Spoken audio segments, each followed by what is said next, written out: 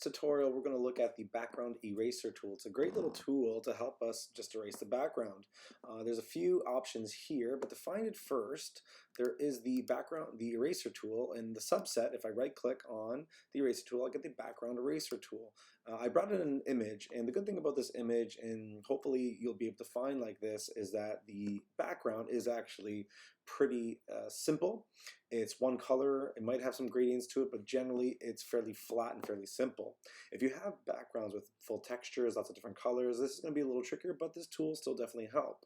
So we usually have issues with hair, and that's our biggest problem. When we have full simple edges like buildings or anything like that, we could usually cut those up pretty simply, but with the background eraser tool, it's going to help us get around the hair. We've used the select and mask tool before as well with a quick selection and go to select and mask, which helps us fine tune, but this is pretty good too. The only thing about this tool, it's a destructive tool. There is a way to make it non-destructive, but generally it's a destructive tool, so it's always good to duplicate your layer, and if you have to bring anything back, you can go back to your old layer of the original file. So let's do that. I brought this image in. I'm just going to click on the lock and get rid of the lock. And then I'm going to duplicate it. Command J duplicates it. So there I have it. I'm going to work on this layer here. So what I'm going to do right off, I'm going to look at my background eraser tool, and I'm just going to click on and take a look at my parameters here in my control panel. So the very first thing I do is I have different ways to sample. The different ways to sample are continuous, so it'll continuously sample as I click. Then I have a sampling once, which is a really good one, and a sampling by background swatch, which are background swatches here right now. I'm going to show you all of them. So right now, and our limits are also set to discontiguous, contiguous, and fine edges. We're going to go through that, but I'm going to start with discontiguous and the tolerance. How many colors am I actually selecting at one time? So I'm going to start with all these here, but sampling continuous. If I continuously sample, I'm just going to play around with my brush and make sure that I can make it bigger or smaller by using my square brackets, open and close. And what I can do with that is make them a little bit bigger or make it smaller. But right now I'm just going to play around over here, and I'm just going to start clicking. When I start clicking, I'm just going to click once and start dragging. Now, what I should do also, my apologies, is I should set a background layer here so I know what actually I'm deleting. So that is my fault. I'm going to add a background layer, and I'm just going to click on my adjustment and add solid color, and I'm going to click on red, let's just say, and say okay. So now I'm going to click on that layer. I'm going to bring it down between the two, mainly my original layer. I'm just going to shut off, and I have my layer here. And look what happened when I started continuously selecting. So I'm just going to select on that layer again, my portrait layer, and once again, just start erasing. Continuously selecting, sampling is going to continuously sample. So it's not only just going to delete the background, it's going to constantly keep on sampling and delete and delete and delete. Now we don't want that. For fine edges, that might work, but for strong edges, that might work, but in this situation, it doesn't work. So what I need to do is not do that at all. There we go. I'm going to do that again because obviously I did that without adding a background, so I'm going to add my background again, and there I go, and bring it down. There we go. Now I'm going to do this with the sample once. If I sample once and do the same thing, click on my portrait and start sampling, well, look what happens. It's no longer just sampling, and I'm just clicking once and dragging. It's no longer sampling and continuously sampling. It just samples once. That's pretty nice. That does a really good job. And as it samples that one area, it just continues to sample and sample. But look what happens. Those colors are also in her face. So that is no good. That would be a situation where I would lower the tolerance, so it would choose less colors. Let's try 10% and see what happens. I'm going to continually do this, and look what happens now. Well, it grabbed a little bit of it, but not too much. So less and less and less, but it's also grabbing less of the color here that I see as well. So you do have to fine tune that and see what works best for you. Now the next one that we can use, and I'm going to get rid of this as well, the next one we can use is the background swatch. So if my background swatch currently is white, it's only going to delete white at a 10% tolerance, and there's not much there. Maybe in the eye, there's probably some in the eye, and well, there's some right up there. Not really what I want to do, but what I could do is I could sample by double clicking on the background. It opens up a color picker, and I have my cursor turns into an eyedropper. If I click on the background, well, that's the color it's going to select. If I click and drag, now it's selecting that color in that color only. Now that's kind of a nice safe way to play it too, but once again, it doesn't do the best job. It's leaving a little haze around there and this as well, but if I up my tolerance, let's try it to 70, see what happens. Yeah, it does a bit of a better job, but now it's getting in there too, but look how good it did. If my brushing was a little bit better, it does a really good job with the hair. So I can do that in this, but once again, it's getting a little too close because my tolerance is up a lot more. So I do have to be careful with that.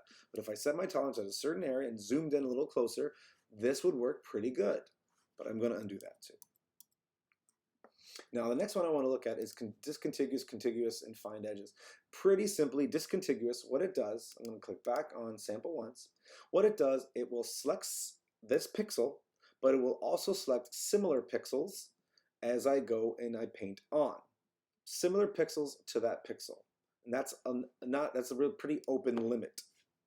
If I select contiguous, what that does instead, it only selects pixels that are attached to the pixels I am selecting. So it's only attached as I am clicking because those ones are attached because I'm coming close to them.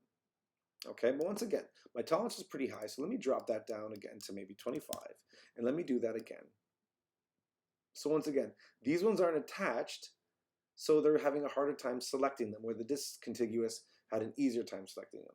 But I'm going pretty fast, but it's doing a pretty good job finding the edges with contiguous.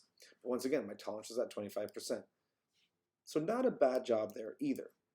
The next one is find edges. Find edges is obviously really good for hard edges, but let's see what it does here. If I do the same thing, I'm going to click and drag, and once again, it's just trying to find hard edges, which is not doing a great job, but it's not bad either, considering what I'm trying to do here is there's not hard edges here. Maybe it'll do a better job here. Yeah, see, it's got some really hard edges. That does good, but when it gets up here, it doesn't do as good a job for this particular picture.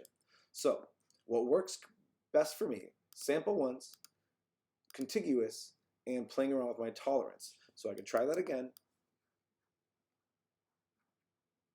and try to find this. Now here, once again, if I try to go to discontiguous, I can click and just be careful.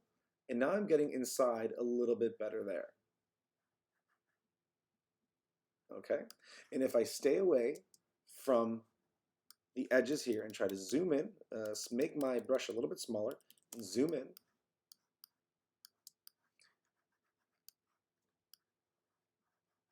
I can end up finding a little bit tighter and delete some of these areas that I don't need. Oh, I selected the hair accidentally. Okay. And our tolerance we could increase if we want to as well. Let's go to 50. And now actually I'm selecting more of that color. But I do have to be careful if I get too close to the edge. See what's happening there? I'm getting too close, and that's what happens. So I could delete that, or I can just go to contiguous, and it shouldn't select too much more. No, it does a little bit more still there. Let's see if find edge will help me there a little bit. A little bit, not pretty good. But my tolerance, I would just have to be careful and play around with that again. But as I'm getting close to my edge, that find edge does a pretty good job of doing that, of finding the edge and not painting over into my foreground. So it's a little bit of play between all of them to see where you're at.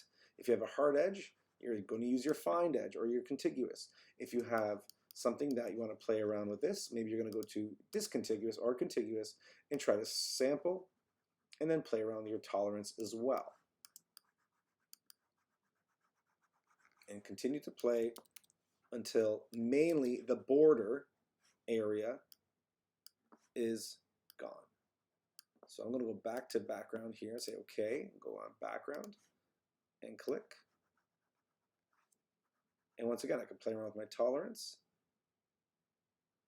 And there we go.